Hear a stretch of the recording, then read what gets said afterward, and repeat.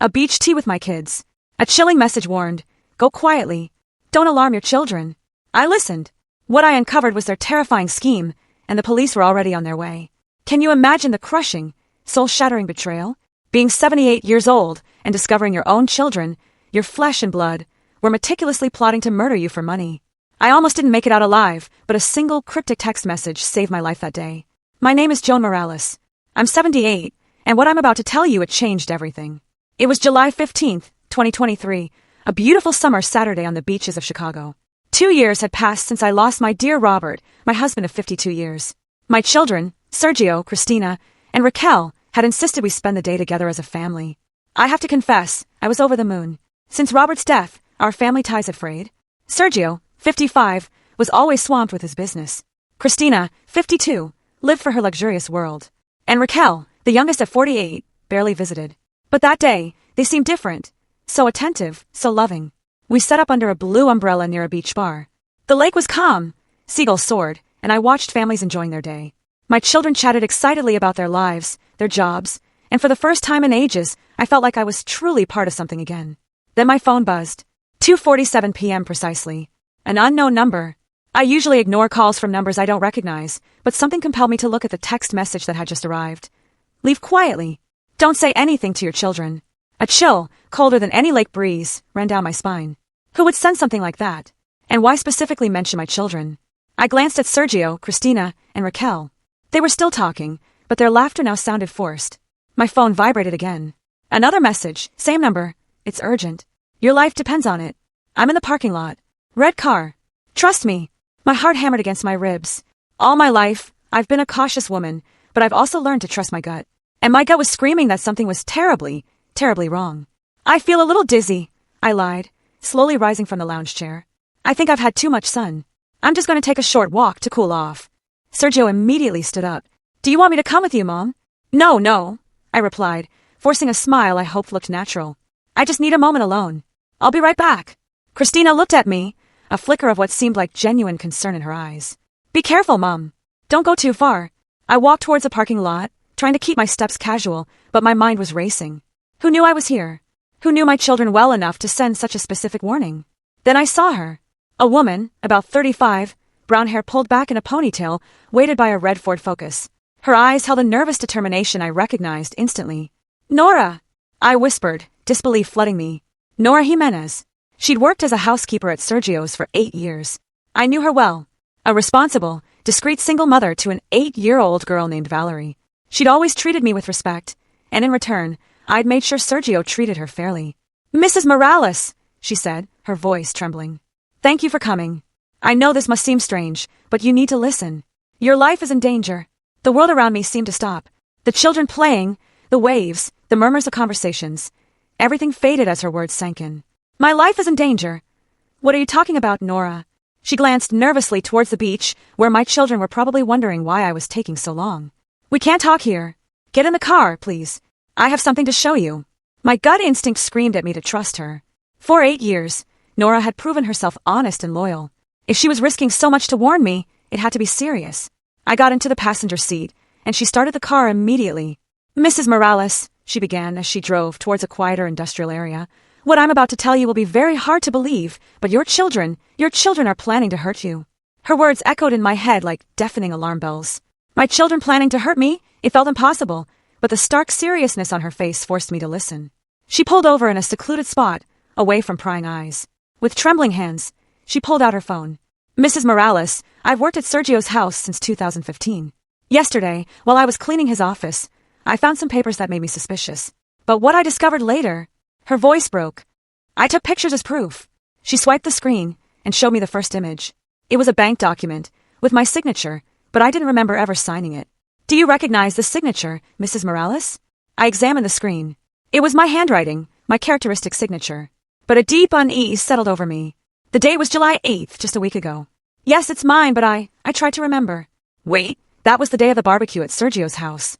They asked me to sign several papers. Said they were routine forms for the family's health insurance. Nora nodded gravely. That's what I thought. But look at the document you actually signed. She zoomed in. My eyes widened in pure horror. It wasn't for health insurance.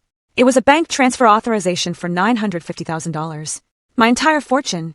The savings of a lifetime of honest work. This can't be real, I murmured, feeling the blood drain from my face. There's more, Nora continued, showing me another picture. This time, it was a power of attorney document, giving Sergio absolute control over all my assets. And then, the third image left me breathless. A draft of a will, clearly forged, where I left my entire estate to my 3 children, eliminating any charitable donations I'd planned for my church. But how is this possible? I was conscious when I signed. I remember that day perfectly. Nora looked at me with a mix of compassion and urgency. Mrs. Morales, do you remember feeling strange after you ate? Dizziness, confusion, drowsiness. A shiver ran down my spine.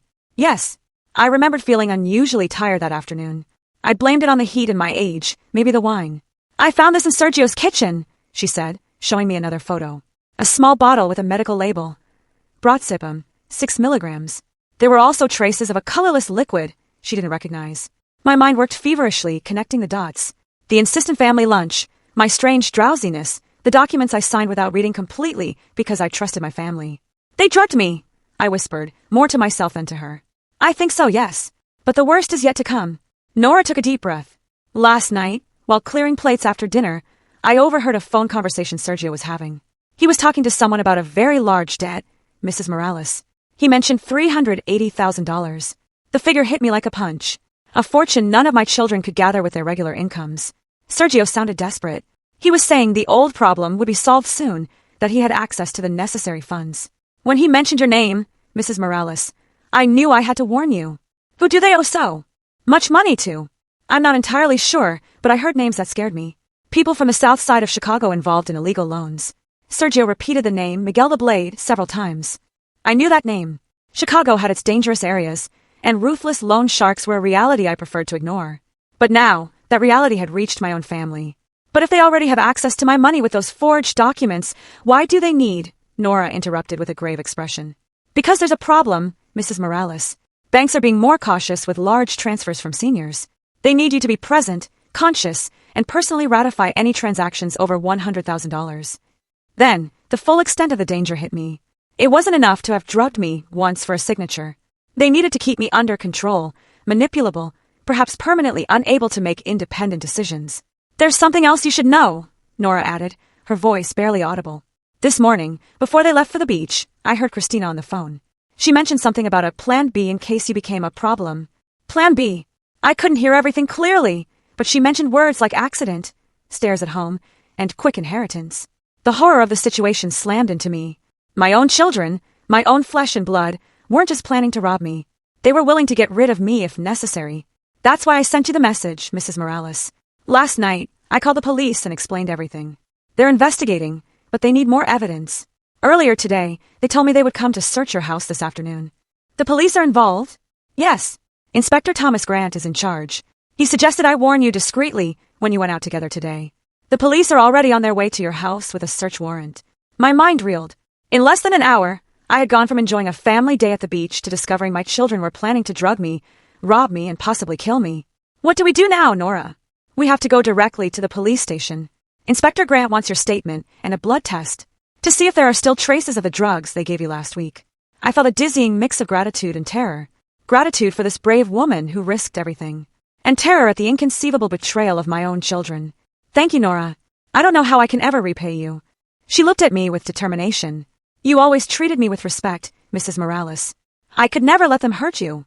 As we headed to the police station, a crushing question hammered in my mind. How could my family reach this point of desperation? And above all, what else were they willing to do for my money? The drive took only 15 minutes, but it felt like an eternity.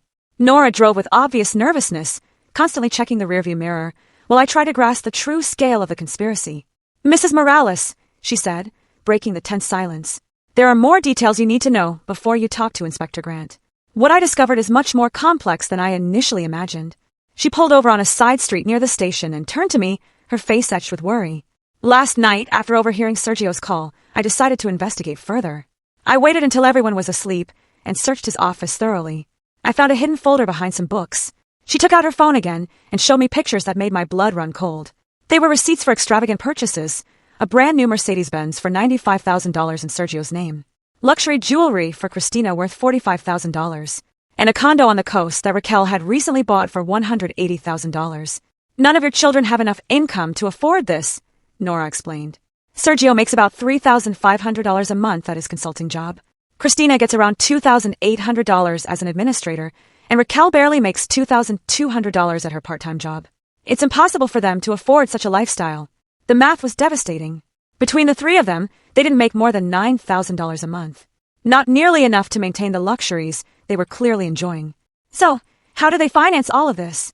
That's the scariest part, Mrs. Morales. I found private loan contracts signed with illegal lenders. The terms are brutal. 15% monthly interest, personal guarantees that include physical threats, and impossible repayment deadlines. She showed me photocopies. The creditors' names were unfamiliar, but the amounts were astronomical. Sergio owed $150,000, Christina $120,000, and Raquel $110,000. In total, $380,000 in debt to people who, according to the contracts, would not hesitate to use violent methods to collect. And this Miguel, the Blade guy, from what I could discreetly find out, is the leader of an organization dedicated to loan sharking in the rougher neighborhoods of Chicago. He has a criminal record for extortion, serious threats, and assault. His collection methods are known for their brutality. A chill ran down my spine. My children had not only fallen into the clutches of ruthless lenders, but they had chosen one of the most dangerous in the region. When were these loans due? Nora checked her photos. The final deadline was July 20th, 2023. That's in 5 days. If they didn't pay in full, the consequences would be severe. Now, I understood the desperation that had driven their plan. They had no alternative. Either they got my money immediately, or they would face retaliation that could include physical violence, property damage, or worse. But there's something more disturbing I found, Nora continued, her voice trembling. A recorded conversation on Sergio's phone that he apparently forgot to delete. She played a low-quality audio, but it was clear enough. It was Sergio's voice talking to a man with a thick Chicago accent. Miguel, I need more time. The old lady is more suspicious than we thought. There's no more time, Sergio. You know the rules. $380,000 by Thursday, or we start with the corrections. I have a plan. My mother has almost $1 million saved up. I just need her to be cooperative. And if she doesn't cooperate... There was a long pause before Sergio responded with a coldness that shattered my heart. Then we'll have to speed up her departure. A household accident, something natural for a woman her age. The inheritance would be processed in weeks. Tears streamed down my face. Hearing my own son plan my death with such coldness was more painful than any financial betrayal. When did you record this? The night before last. Sergio was talking in the garden, thinking no one was listening, but he left his bedroom window open, and his phone was connected to an automatic recorder he uses for his work meetings. Are the others in on the plan? Completely. I found WhatsApp messages between the three siblings coordinating the details. Christina had researched medications that could simulate a natural heart attack. Raquel had discreetly consulted with a funeral home about rapid cremation procedures. The sheer scale of their conspiracy overwhelmed me. It wasn't an impulsive decision driven by financial desperation. It was a meticulously crafted plan where each sibling had specific responsibilities to ensure my elimination and immediate access to my inheritance. What kind of drugs did they use on me last week? According to what I found, a combination of brozapam, a powerful anti-anxiety drug, mixed with a liquid derivative known as citrulline. This second substance causes temporary confusion, short-term memory loss, and an excessive sense of trust that makes victims sign documents without questioning them. Where did they get those substances? Christina works at a pharmaceutical company. She has access to controlled medications and knows their effects. Apparently, she had been preparing this mixture for weeks. The puzzle pieces clicked into place. It wasn't a coincidence they invited me to that family lunch, nor that they insisted so much I try the special wine. Everything had been calculated to temporarily incapacitate me and get my signature on documents I didn't remember reading completely. Nora, why did you decide to risk so much to help me? You could have just quit. She looked at me with a mix of determination and raw emotion. Mrs. Morales, you were the only person who treated me with dignity when I needed it most. When Valerie was born and I became a single mother, you made sure Sergio gave me paid maternity leave. When my daughter was sick last year, you personally paid her medical bills without me asking. Her words moved me deeply. Besides, she continued, if I allow them to hurt a person as good as you, what kind of example would I be for my daughter? Some principles are worth more than any job. As we finally headed towards the police station entrance, a terrible certainty settled in my mind. The family I had loved and protected for decades was willing to murder me for money. And if I didn't act immediately, in 5 days I could be dead. While we waited in the lobby for Inspector Grant, my mind began a painful journey into the past. Nora's revelations had opened a deep wound, but they also forced me to re-examine the last 2 years of my life with devastating clarity. It all started on September 23, 2021. Robert, my husband of 52 years, passed away after a 6-month battle with pancreatic cancer. I vividly remember how my children behaved during those final days. Attentive, loving, seemingly devastated. But now, with this new perspective, certain details I had interpreted as filial love took on a sinister meaning. During Robert's last weeks, Sergio had repeatedly insisted on knowing the family's financial details. He said it was important to be prepared to help me with paperwork. Christina was the one who asked the most about my savings and retirement plans. "Mom, we want to make sure you have everything you need," she'd repeat constantly. At the time, I took their insistence as genuine concern. Raquel, the youngest, had been more subtle. She offered to accompany me to doctor's appointments and bank meetings, always with the excuse of supporting Mom. I never suspected she was memorizing information about my accounts. The first few months after the funeral were the darkest of my existence. The house felt empty, silent, filled with memories that choked me. Robert had been my anchor. Without him, I sank into a deep depression. That's when I found refuge in faith. St. Michael's Parish became my sanctuary. Father Anthony, a wise man, welcomed me. "Joan," he would tell me, "the pain you feel is the other side of the love you shared with Robert. Accept it as part of your eternal connection." His words comforted me, and I found peace in prayer. The church gave me structure and community when loneliness threatened to destroy me. During this period of spiritual renewal, my children intensified their visits. At first, I was thrilled, thinking we'd finally developed the family bonds Robert always wanted. Sergio came on Tuesdays, Christina on Thursdays, Raquel on Saturdays. It seemed like a perfect routine. But now, remembering those visits with this new perspective, I recognized disturbing patterns. They always asked about my health in a specific way. Was I taking medication? Having trouble remembering things? Had I considered a power of attorney for medical emergencies? The questions about money were constant, but disguised as concern. "Mom, have you thought about consolidating your savings? Wouldn't online access be more convenient? Have you updated your will since Dad passed away?" Sergio had been particularly insistent on this last point. In January 2022, just 4 months after the funeral, he pressured me to visit the lawyer. At the time, I gave in. It seemed sensible. I vividly remember that visit. Sergio accompanied me and stayed throughout the consultation. The lawyer, Mr. Garcia, had prepared several documents that, according to Sergio, would modernize my will and protect my assets. I signed everything confidently, believing I was securing my children's future. But now I wondered what additional documents they might have slipped in. Had I signed powers of attorney without realizing it? Bank authorizations hidden among legitimate clauses? Christina had adopted a different, but equally effective strategy. She presented herself as the unofficial family administrator, offering to handle my monthly bills. "Mom, let me help you with these boring things. You focus on recovering." Gradually, she had taken control over various aspects of my daily financial life, paying utility bills, handling bank correspondence. In retrospect, this gave her complete access to my financial resources. Raquel chose the most subtle and manipulative approach. She focused on my emotional state, presenting herself as the understanding daughter. "Mom, you know you can trust me with any concern. The older ones sometimes don't understand, but I'll always be here for you." Her visits included long conversations about Robert, shared memories, and plans to honor his legacy. During these intimate chats, Raquel extracted information about my charitable intentions, my desire to donate to the parish, and my plans for the future. Now, I understood that each child had developed a specialty within their conspiracy. Sergio handled the legal aspects. Christina controlled the day-to-day financial administration. And Raquel manipulated my emotional state to keep me vulnerable and trusting. The most significant change occurred in the last 6 months. Their visits became more frequent, but also more tense. I noticed exchanges of glances, conversations stopping abruptly when I entered the room, and a level of stress I didn't know how to interpret. In June 2023, Sergio suggested those regular family gatherings at his house. "Mom, now that you're doing better emotionally, we should spend more time together."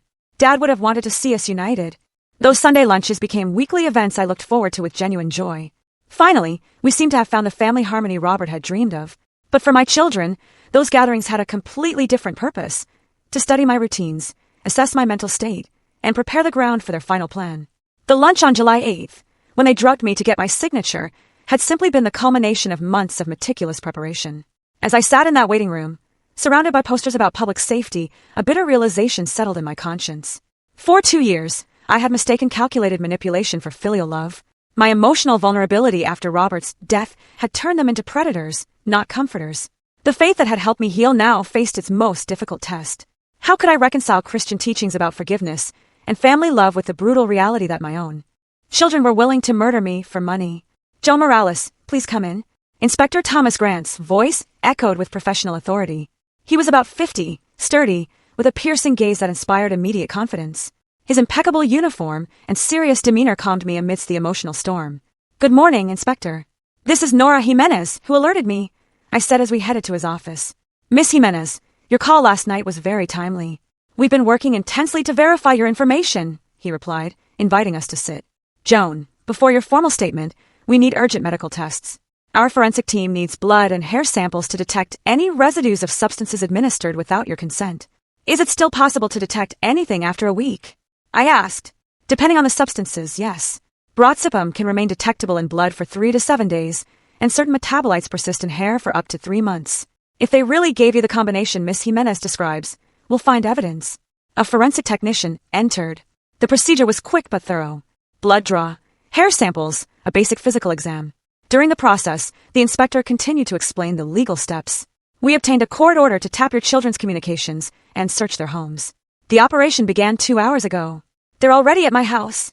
Indeed, a specialized team is executing simultaneous searches at the residences of Sergio, Christina, and Raquel. We've also requested that the bank freeze all their accounts to prevent unauthorized transfers. The police efficiency pleasantly surprised me. In less than 24 hours, they'd organized a complex operation. Inspector, what will happen when my children get back from the beach and discover the search? We've coordinated the operation to coincide with their absence. Our agents have orders to complete the search before they return. However, we need your cooperation for a crucial phase of the plan. Grant leaned forward, his voice confidential. Joan, we want to organize a controlled operation that will allow us to obtain direct confessions from your children. The documentary evidence is strong, but recorded testimonies would considerably strengthen the case. The proposal terrified me. Voluntarily returning to the place where my own children planned to drug me again, knowing they were desperate and their debt deadlines were days away, seemed incredibly dangerous. Are there no less risky alternatives? I understand your concern, but let's consider the legal situation, the inspector explained. We have documentary evidence of forgery, photos of controlled substances, compromising phone recordings. However, a competent lawyer could argue you signed consciously, that the medications are legitimate, and the conversations are open to multiple interpretations. Nora, who had been silent, intervened with determination. Mrs. Morales, I'll be there to protect you. I can make sure you don't consume anything they offer and maintain constant communication with the police. Miss Jimenez is right, Grant confirmed. She would be our official collaborator. Additionally, we'll install external surveillance and have rapid response units positioned within a 2-block radius. What happens if something goes wrong? You would carry an emergency device that triggers immediate intervention if you press a specific button. Also, we'll establish security codes Miss Jimenez can use to request help without arousing suspicion. He showed me a tiny device, like a shirt button, with a microphone and GPS. The technology impressed me. Let's also consider the consequences of not acting decisively, Grant continued.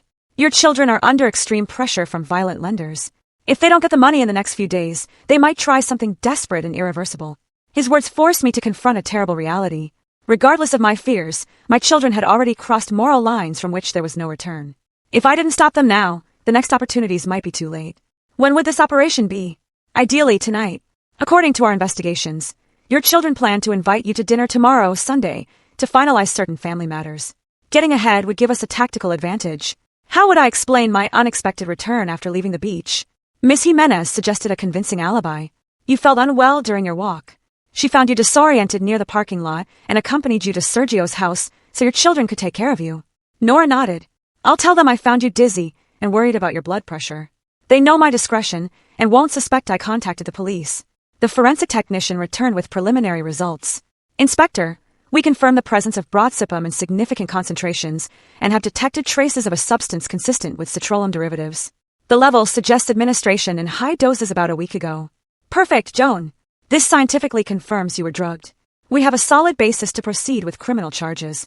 The scientific validation filled me with a mixture of relief and horror. Relief because I finally had objective proof. Horror because it confirmed my own children had been willing to chemically incapacitate me to rob me. Inspector, I agree to participate in the operation. But I need one guarantee. If something goes wrong, if my life is in real danger, your agents will intervene immediately, regardless of the recording. You have my personal word and professional commitment, Joan. Your safety is our absolute priority. As we left the station, a certainty crystallized in my mind. These were not the children I had raised, nor the adults I thought I had educated with ethical values. They were desperate criminals willing to do anything for money, and I would be the instrument of their own downfall. It was 6:03 p.m. when we returned to the station to finalize the night operation. Inspector Grant had assembled a specialized team. Their professionalism considerably reassured me. Joan, I'd like you to meet Sergeant Lopez, a specialist in undercover operations, and Officer Ruiz, an expert in recording devices. Sergeant Lopez, a young man with an athletic build and intelligent gaze, laid out several tiny electronic devices. Mrs. Morales will be using 3 redundant recording systems to ensure we capture the entire conversation with perfect clarity, he explained. First, this directional microphone integrated into a shirt button, which records audio within a 15-foot radius. Second, a GPS transmitter hidden in your belt. And this, he showed me a small camera the size of a coin, will be the most important element, a micro camera with a direct feed installed in your glasses. It will allow us to see exactly what you see and intervene instantly if we detect imminent danger. Officer Ruiz added, all devices are synchronized with our mobile command center, which we will park 150 yards from Sergio's house. We will have a continuous audio-visual feed and immediate response capability. How does the emergency system work? Sergeant Lopez handed me what looked like an ordinary pen. If you press the send twice, it will trigger a silent alarm. Agents will storm the house within 90 seconds. If you press it 3 times, we consider your life in immediate danger, and intervention will be even faster. Nora, watching intently, raised a crucial concern. How do I communicate if I detect something suspicious before Mrs. Morales activates the emergency? Excellent question, Miss Jimenez. You will carry this device, Officer Ruiz replied, showing her a normal-looking cell phone. It's programmed with speed dial numbers. 1 means situation under control, 2 means caution required, and 3 will trigger immediate intervention. Inspector Grant unfolded aerial photographs of Sergio's neighborhood, pointing out strategic positions. We will have 6 agents distributed in 3 unmarked vehicles, a delivery van, a private car, and an electric maintenance motorcycle. All access points will be monitored. What if my children suspect something unusual in my behavior? We've prepared a credible alibi, Sergeant Lopez replied. If they seem puzzled by your attitude, you can attribute it to the medical scare you had at the beach. It's natural to feel unsettled after a dizzy spell. Nora added, I'll explain that I found you very worried about your health and that you insisted on coming back to be near your family. They know my careful personality and won't question my version. What time should we arrive at Sergio's house? The inspector checked his watch. Our surveillance agents confirmed your children returned from the beach an hour ago. According to microphones installed during the morning search, they are discussing your unexpected disappearance. They seem nervous but not suspicious. Did you find any additional evidence during the search? Considerably. We found the hidden folder Miss Jimenez mentioned, plus 3 additional cell phones with communications with illegal lenders. We also located a bottle of citrulum in Sergio's refrigerator labeled medicine for mom. The revelation struck me deeply. They were so calculating, they'd even prepared fake medications to drug me repeatedly. What kind of conversation do you expect me to have with them? Ideally, we want you to mention concerns about your will or savings, Sergeant Lopez explained.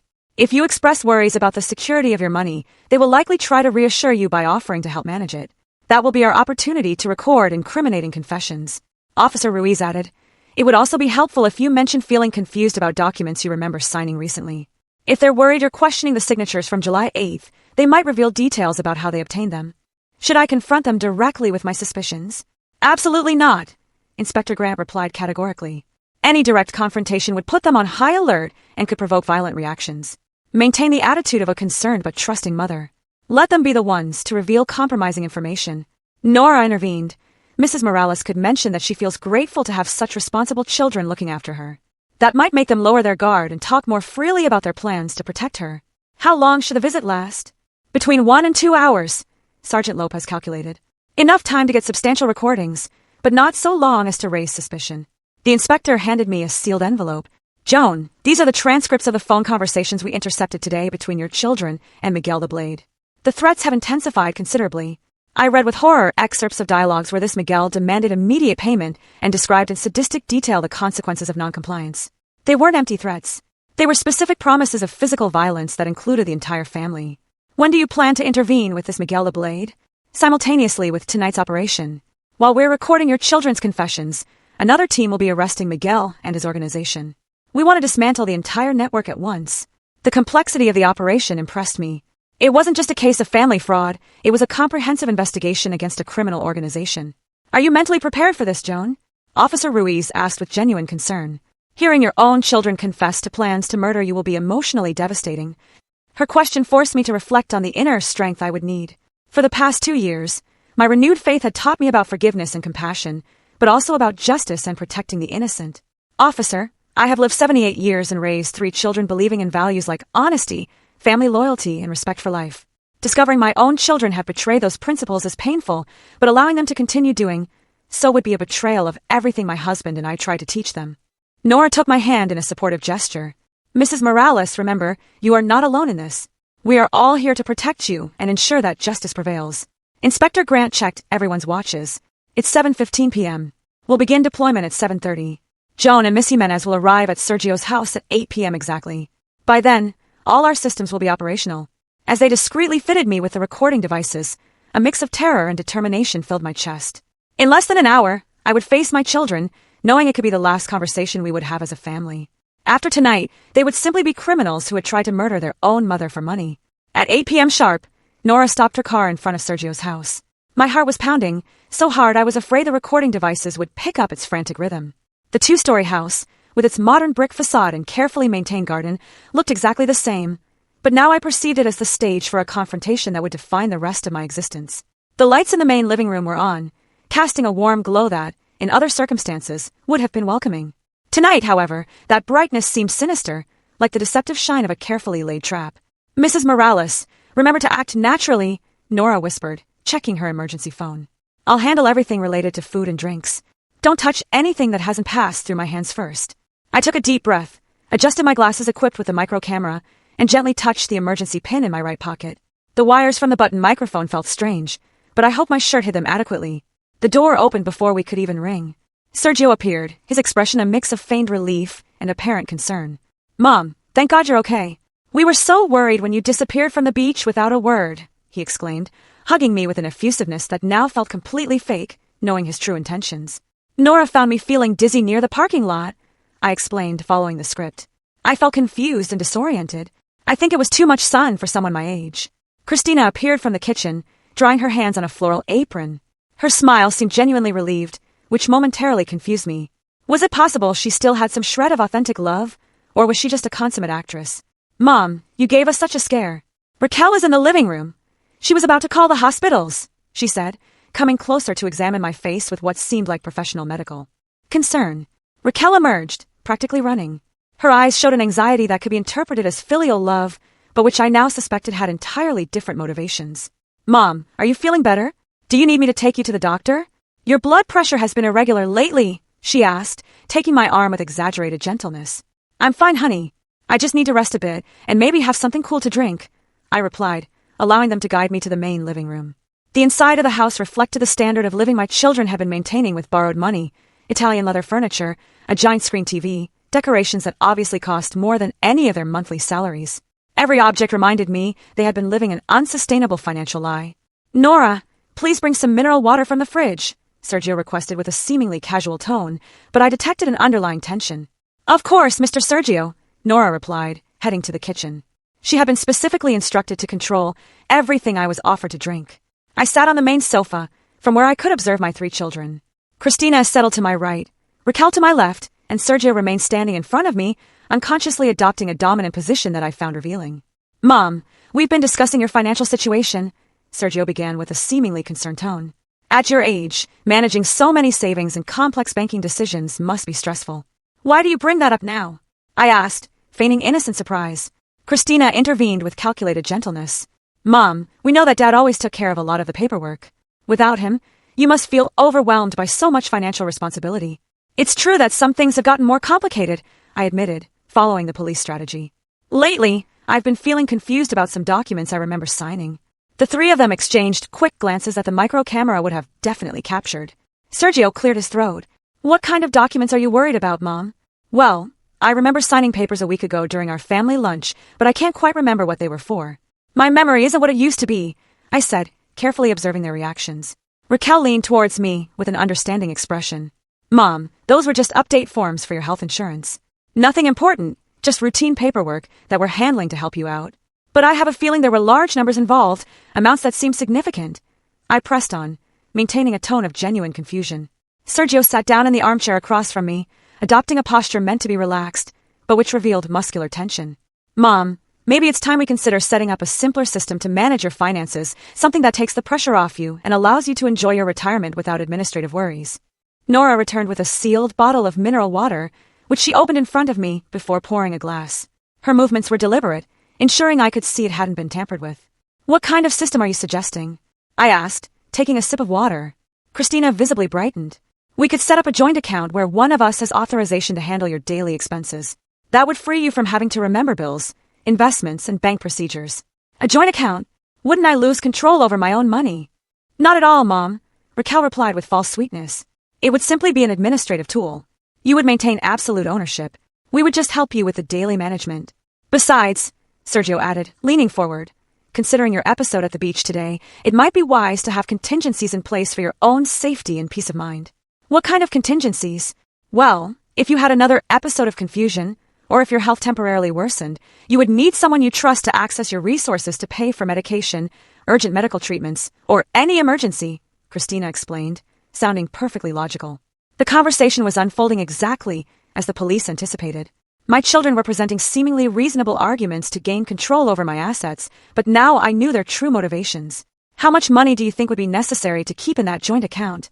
I asked, feigning genuine consideration. Sergio exchanged another quick glance with his sisters before answering. To be completely safe, maybe most of your savings. Most of it? We're talking about the $950,000 I have saved up. The silence that followed was deafening. I had just confirmed the exact amount of my assets, information they needed to verify to finalize their plans. Mom, how do you know that specific figure? Raquel asked with curiosity she couldn't hide. I checked my bank statements last week. Was it after our family lunch when I felt so strange and sleepy? For some reason, I had insomnia that night and decided to check my finances. The three of them became visibly nervous. If I had really checked my accounts after July 8th, I would have discovered the discrepancies caused by the documents they had made me sign while drugged. Did you find anything unusual in your accounts? Christina asked, her voice trembling slightly. Well, there were some movements I didn't remember authorizing, I replied, watching as the tension in the room palpably intensified. Sergio stood up abruptly and started walking towards the window. Mom, sometimes banks process transactions with delays. It's normal to see movements that correspond to previous authorizations.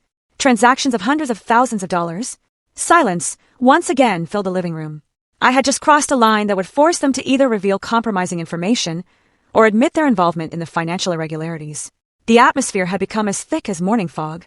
My three children exchanged loaded glances that I could now interpret with terrifying clarity.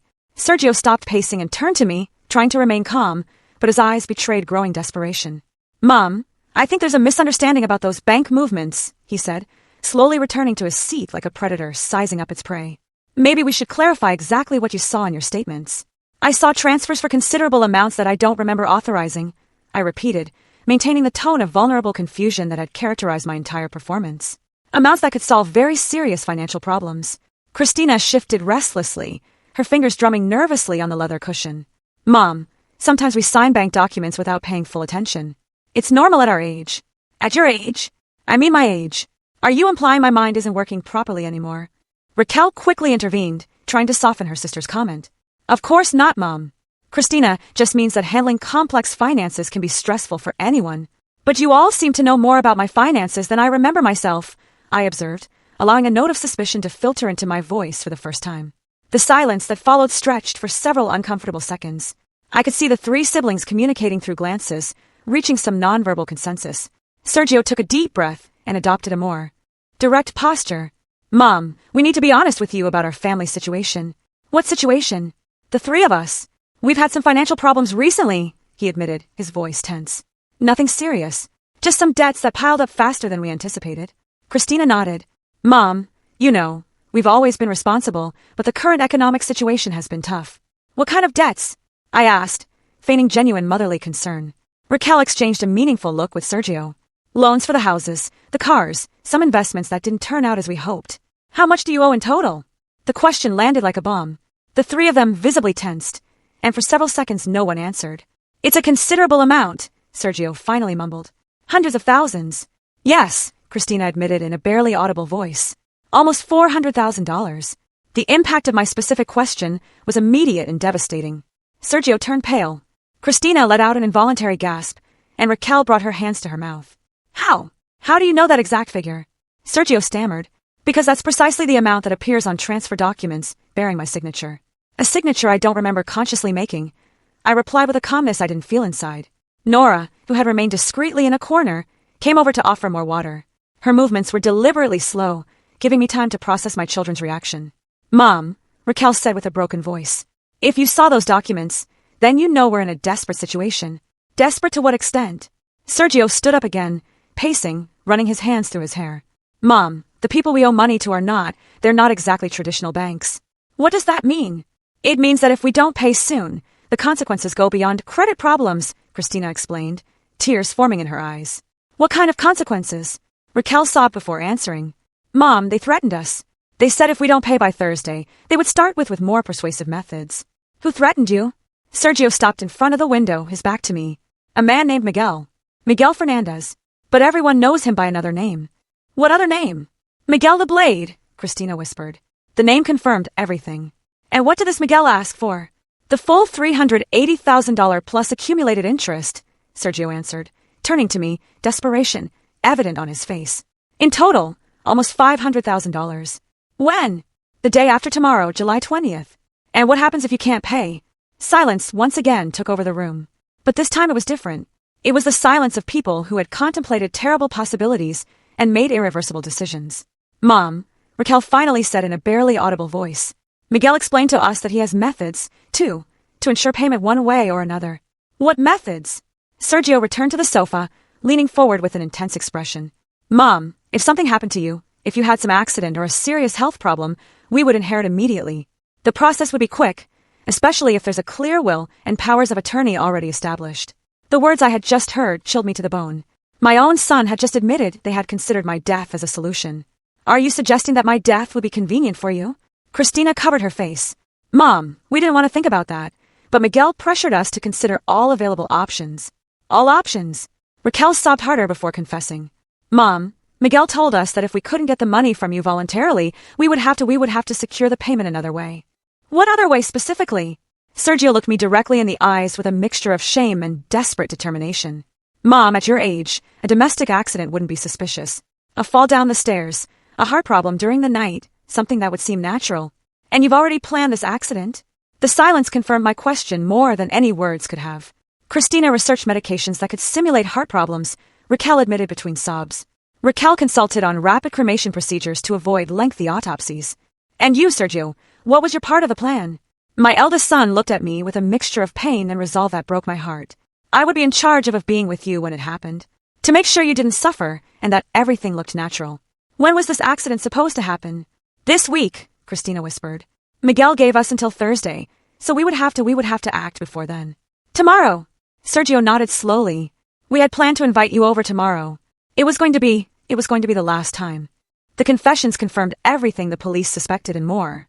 My own children had not only planned to drug me and steal my money, but they had worked out a detailed plan to murder me and make it look like a natural accident. And after my death, we would inherit immediately. Pay Miguel, and no one would suspect a thing, Raquel explained in a broken voice.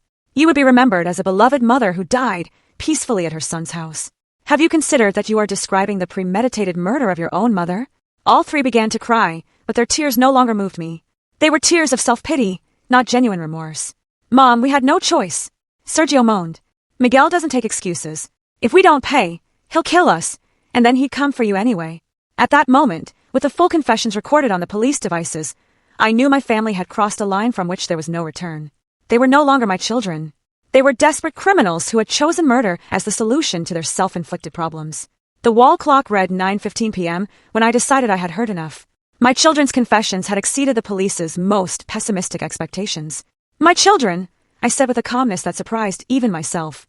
What you have just confessed to me is one of the most serious crimes under the law. Sergio straightened up abruptly, as if my words had triggered an alarm. Mom, why are you using that word, confessed? You sound like a judge or a police officer. His observation made me aware that my vocabulary had subtly changed. Sergio, I am your mother, and you just explained to me that you were planning to kill me tomorrow night, I replied, maintaining a serene tone. How do you expect me to react to such a revelation? Christina got up with nervous movements. Mom, you're talking strangely. You're usually more emotional when we discuss serious family problems. Raquel also stood up, studying my face with growing attention. Mom, are you okay? There's something different about your behavior since you arrived. The tension in the room began to transform. My children were shifting from confessional guilt to defensive suspicion. Their survival instincts were kicking in. Different in what way? I asked, trying to maintain the character of a confused old woman. Normally, after hearing something so disturbing, you'd be screaming, crying, or at least trembling. Sergio observed, approaching me cautiously. But you're too calm, too controlled. Nora intervened from the kitchen. Mrs. Morales has been very upset since the episode at the beach. Maybe the shock made her react differently. Shock, Christina repeated, looking at Nora with growing suspicion. Nora, you found my mother at the beach, right? Exactly where and how? I found her near the parking lot. She seemed disoriented and worried about her blood pressure. Nora replied with her rehearsed version. But why were you at the beach? Raquel pressed. It was supposed to be your day off, and you usually spend it with Valerie at home. The question revealed a detailed knowledge of Nora's routine that unsettled me. My children had been monitoring their housekeeper with an attention that suggested paranoia. Valerie wanted to go to the beach, so we decided to spend the day there, Nora explained, but her voice betrayed growing nervousness. Sergio stopped directly in front of me, leaning in to examine my face. Mom, something doesn't add up in this whole situation. What doesn't add up? First, you mysteriously disappear from the beach. Then, you return hours later with Nora, who coincidentally found you. Now, you're interrogating us about our financial problems using legal terminology. And you react with unnatural calmness to confessions that should devastate you. His analysis was too precise.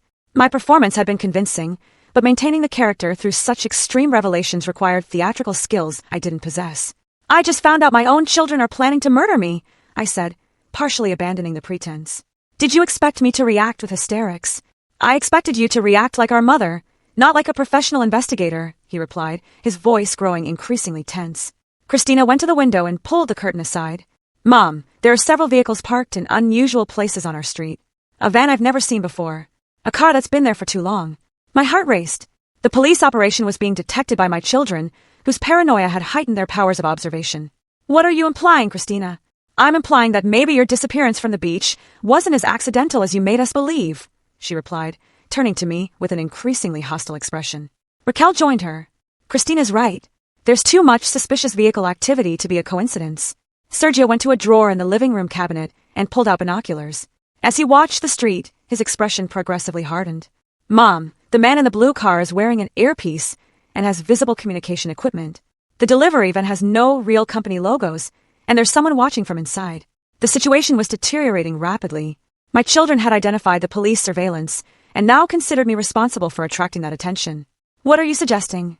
I asked, though I already knew the answer. I'm suggesting you betrayed us, Sergio replied with a harshness I had never heard in his voice. Somehow, you alerted the authorities about our conversations. Nora tried to intervene. Mr. Sergio, Mrs. Morales has been with me all afternoon. She hasn't had a chance to contact anyone. All afternoon with you? Christina repeated with venomous sarcasm. A housekeeper who coincidentally becomes our mother's constant companion. On the same day, police surveillance appears on our street. Nora just helped me when I felt sick, I protested weakly. Raquel returned from the window, a look of growing fury. Mom, you know what I think really happened?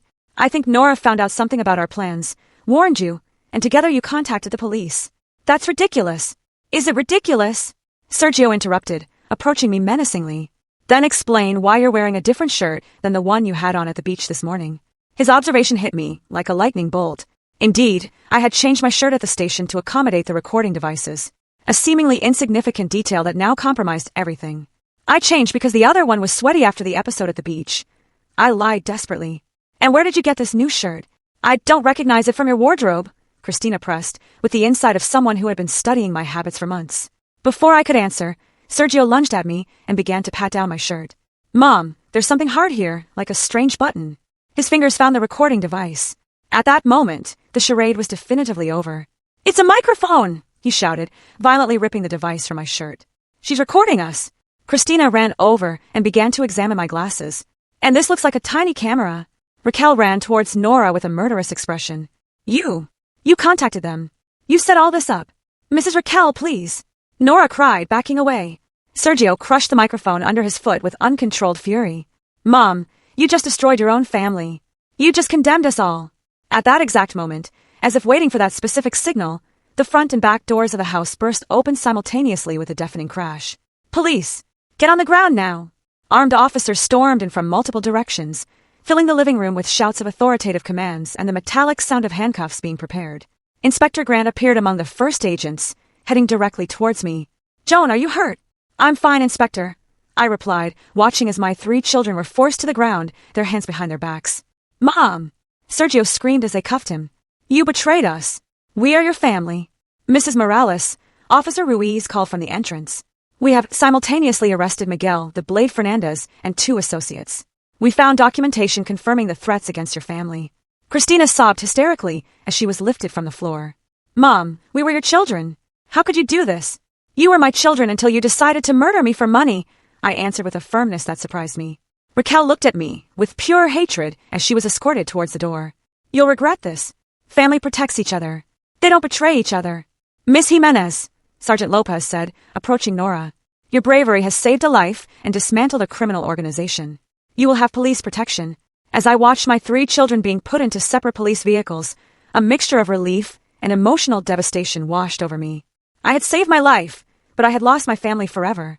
The months following that night of July 16th were a whirlwind of legal proceedings, court testimonies, and revelations that continue to shake the foundations of what I once considered my family.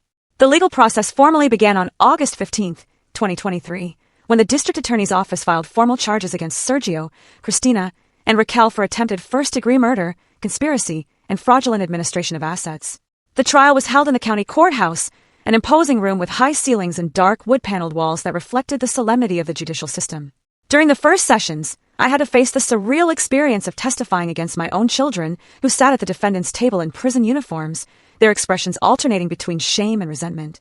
The prosecutor, Linda Carmen, a 45-year-old woman with a reputation for unwavering toughness, presented a devastatingly solid case. The recordings obtained during the police operation were played in their entirety, causing visible shivers among the jury as they heard my children plan my murder with calculated coldness. Your Honor, ladies and gentlemen of the jury, the prosecutor declared, we are faced with one of the most execrable cases of family betrayal to ever come before this court. 3 adult individuals, beneficiaries for decades of their mother's love and generosity, meticulously conspired to drug her, steal her entire fortune, and finally physically eliminate her to accelerate their inheritance. The defense attorneys tried multiple strategies. Sergio's lawyer argued that the debts to violent lenders had placed his clients under external duress. Christina's defender alleged she acted under the dominant psychological influence of her older siblings. Raquel's lawyer maintained she was simply a collateral victim. However, the prosecution's evidence was overwhelming. In addition to the audio and video recordings, investigators had recovered extensive records of phone communications, WhatsApp messages detailing every phase of the plan, and forensic evidence confirming the administration of controlled substances.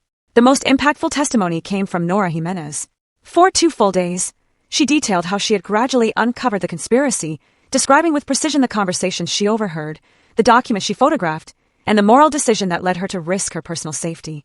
Your Honor, Nora declared with a firm but emotional voice, Mrs. Morales was the only person who treated me with dignity when I needed it most. When I became a single mother, she made sure I kept my job with fair conditions. When my daughter was sick, she personally paid the medical bills.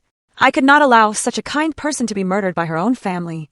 Her words resonated deeply, and several jury members were visibly moved. The most devastating moment of the trial came when the court played the full recording of my children's confessions. Hearing their voices again, coldly admitting they had planned to speed up my departure and that a domestic accident wouldn't be suspicious, shattered me emotionally, but it also strengthened my resolve that justice should run its course. Sergio tried to address me directly during his testimony. Mom, I want you to know that we never would have actually gone through with that plan. It was just desperation, just words spoken under extreme pressure. I looked him directly in the eyes and replied, Sergio, the recordings prove you had set specific dates, detailed methods, and contingencies to eliminate evidence. Those aren't just words. That is criminal premeditation. Christina also tried to appeal to my maternal feelings. Mom, we are your family. We've made terrible mistakes, but we are still your children. Doesn't that mean anything to you? It meant everything to me for 78 years, I replied in a broken voice.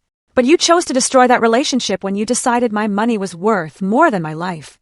Raquel was the last to testify, her strategy the most manipulative. Mom, Dad would be devastated if he could see how you've destroyed our family. He always taught us that family forgives each other. Her words hurt me deeply, but I found strength in Robert's memory to respond. Your father taught me about unconditional love, but also about justice and protecting the innocent. He would have never tolerated you trying to murder your own mother. The most revealing phase of the trial was when the prosecutor presented additional evidence from the expanded investigation. Detectives had traced my children's financial activities for the previous 2 years, revealing a pattern of extravagant spending funded entirely by usurious loans. Your Honor, the prosecutor explained, the defendants did not fall into debt due to unforeseen circumstances or economic crisis. They deliberately adopted unsustainable lifestyles, financing luxuries with money borrowed at criminal interest rates, knowing from the beginning that they could not repay those amounts with their legitimate incomes. Receipts presented as evidence painted a picture of systematic financial irresponsibility.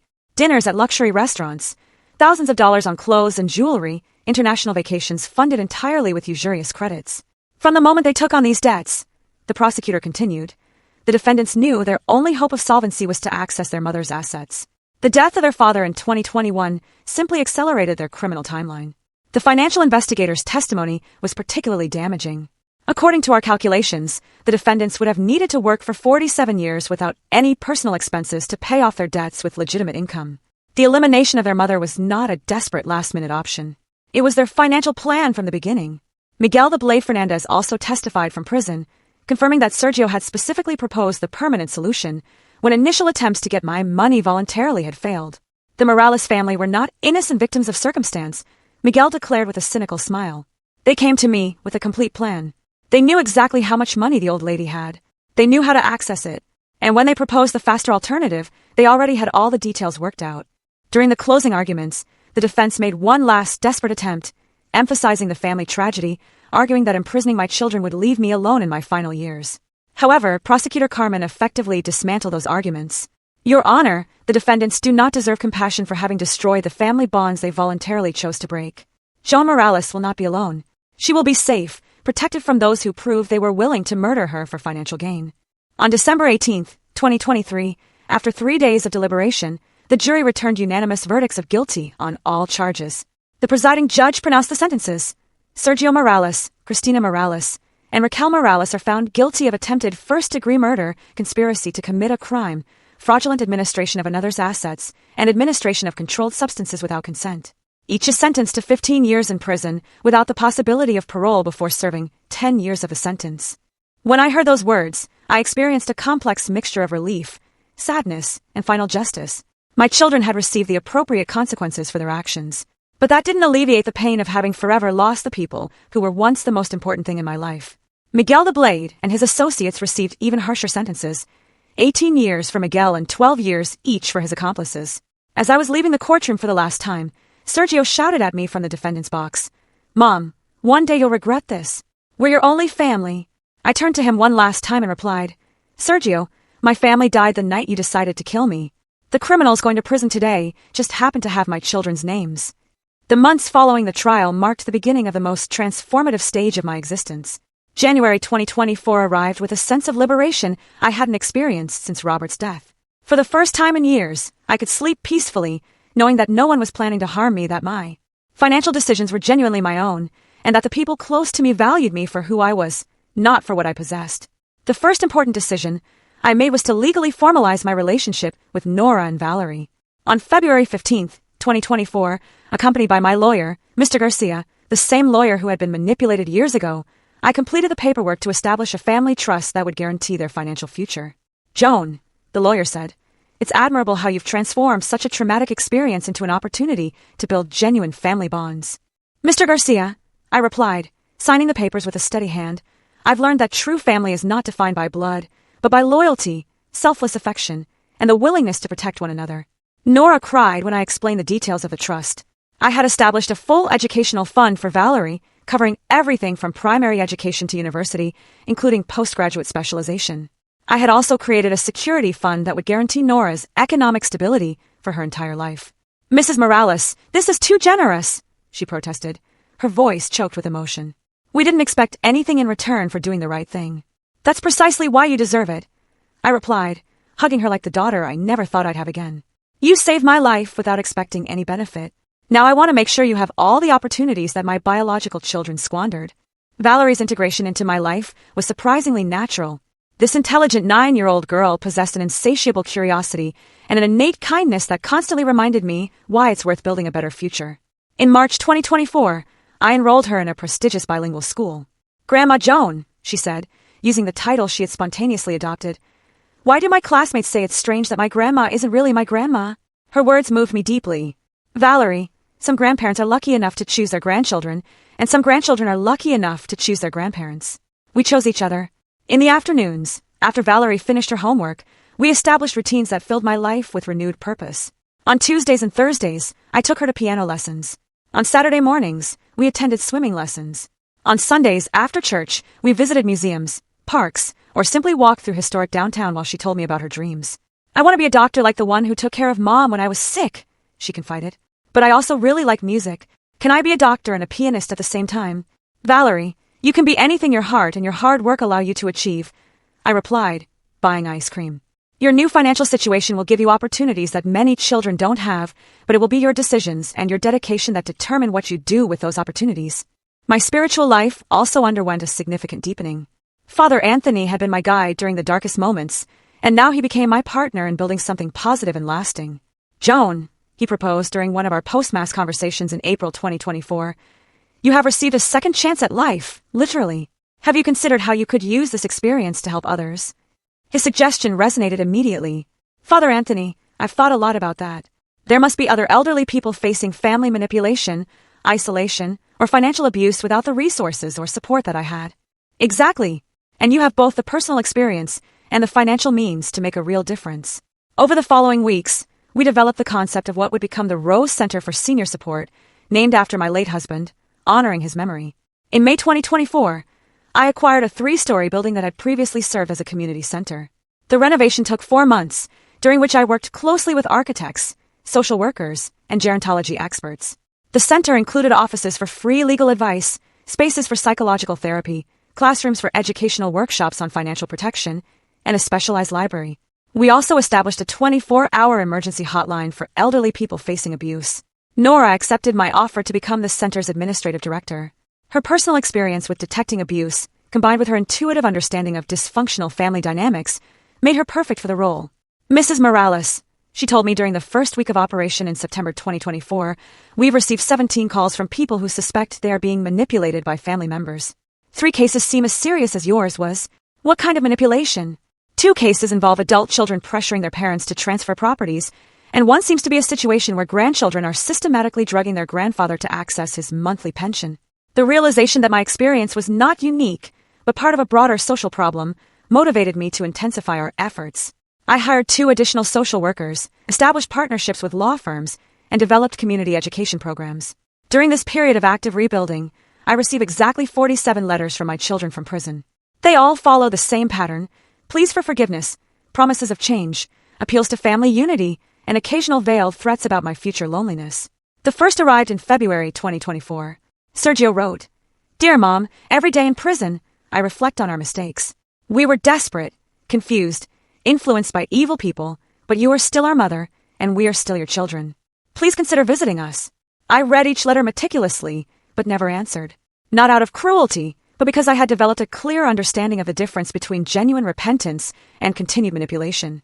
Their letters never included a full acknowledgement of the gravity of their actions, never took full responsibility, and always included justifications that minimized their guilt. In October 2024, Christina tried a different approach, writing, "Mom, Dad would be devastated if he knew you have completely rejected your children. He always believed in Christian forgiveness. Don't you think we've paid enough for our mistakes?" That letter bothered me more than the others because it used Robert's memory to emotionally manipulate me. I decided to respond, but not directly to her. Instead, I wrote a letter to the prison chaplain, explaining my position and asking him to share it if he deemed it appropriate. "Dear Father Gonzalez," I wrote, "my late husband Robert did indeed believe in Christian forgiveness, but he also believed in justice, the protection of the innocent, and appropriate consequences for serious actions. Forgiving does not mean eliminating the legal consequences of a crime, nor does it require restoring relationships with people who proved they were willing to commit murder for financial gain. I have forgiven my children in my heart to free my soul from resentment, but that does not mean I should expose myself again to their toxic influence or pretend that our family relationship can be restored." At the end of 2024, writing in my personal journal, a habit I had developed as part of my emotional healing, I reflected on the extraordinary transformation my life had undergone. A year and a half ago, I was a lonely and vulnerable widow, manipulated by my own children, living in constant unknown danger. Today I am the grandmother of a wonderful girl who fills my days with joy, the adoptive mother of an exceptional woman who risked everything to save me, and the founder of an organization that is helping dozens of people in situations similar to mine. On December 23, 2024, exactly 3 years after Robert's death, we organized a special celebration at the Rose Center. We had helped 112 seniors during our first 4 months of operation, preventing at least 6 serious cases of family financial abuse, and providing legal and emotional support to dozens of vulnerable people. Valerie, now 10, and thriving academically, played Schubert's Ave Maria, Robert's favorite piece, with a technique and emotion that would have made my late husband cry with pride. Father Anthony offered a special blessing. Lord, bless this family that was formed not by biological accident, but by conscious choice based on genuine love, mutual loyalty, and a commitment to justice. May their example inspire others to recognize that true family is built on shared values, not blood ties. As I watched Nora and Valerie, illuminated by the center's Christmas lights, surrounded by elderly people who had found support and protection thanks to our work, I experienced a deep peace I hadn't felt in years. My financial fortune, which my biological children had coveted so much they planned my murder for it, now served a purpose that Robert would have fully applauded, protecting the vulnerable, building opportunities for the deserving, and creating a legacy based on active compassion instead of passive accumulation. That night, before sleeping in my renewed home, now filled with childish laughter, meaningful conversations, and the security of authentic family bonds, I wrote the final entry in my journal for the year. At 78 years old, I have learned that the deepest betrayals can open paths to the most unexpected blessings. I lost 3 children who turned out to be greedy strangers, but I gained a loyal daughter and a precious granddaughter who filled my life with renewed purpose. My money, which once represented a mortal danger, is now a tool of protection and opportunity for others. Robert would be proud of the family we have built and the good we are doing in his memory. What an unbelievable journey, right? It makes you wonder how deep some people's desperation can go and what true family really means. If you were in my shoes, faced with that horrifying truth, what would you have done? Let me know your thoughts in the comments below. I truly want to hear what you think.